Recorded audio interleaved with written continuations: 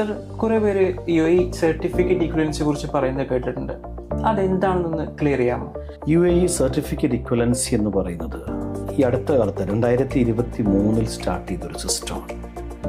ഇതിൽ ഒരു യൂണിവേഴ്സിറ്റിയുടെ കോഴ്സ് ഒരാൾ കംപ്ലീറ്റ് ചെയ്ത് കഴിഞ്ഞാൽ ഇവിടുത്തെ വിസ പർപ്പസിന് യൂസ് ചെയ്യണമെങ്കിലും വേറെ എന്ത് പർപ്പസിന് യൂസ് ചെയ്യണമെങ്കിലും അത് സർട്ടിഫിക്കറ്റ് അവർ ഈക്വലൈസ് ചെയ്യണം.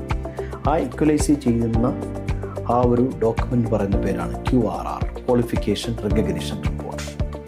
ഇത് എങ്ങനെ ചെയ്യണമെന്ന് വെച്ചാൽ, ഒന്ന് UGC അപ്രൂവ്, ഇന്ത്യയിൽ നിന്നുള്ള യൂണിവേഴ്സിറ്റി ആണെങ്കിൽ UGC അപ്രൂവ്ഡ് ആയിട്ടുള്ള യൂണിവേഴ്സിറ്റി ആയിരിക്കും. അതല്ലെങ്കിൽ ഞാൻ നേരത്തെ പറഞ്ഞ പോലെ തന്നെ ഒരു ഹയർ എഡ്യൂക്കേഷൻ അപ്രൂവ്ഡ് ആയിട്ടുള്ള ഇൻസ്റ്റിറ്റ്യൂഷൻ എന്നുള്ള സർട്ടിഫിക്കറ്റ് ആയിരിക്കും. അതിന് കൃത്യമായ വെരിഫിക്കേഷൻ സിസ്റ്റം ഉണ്ട്. യൂണിവേഴ്സിറ്റിയിലേക്ക് ഡോക്യുമെൻ്റ് അയക്കുകയും യൂണിവേഴ്സിറ്റി അത് വെരിഫൈ ചെയ്യുകയും ചെയ്യും.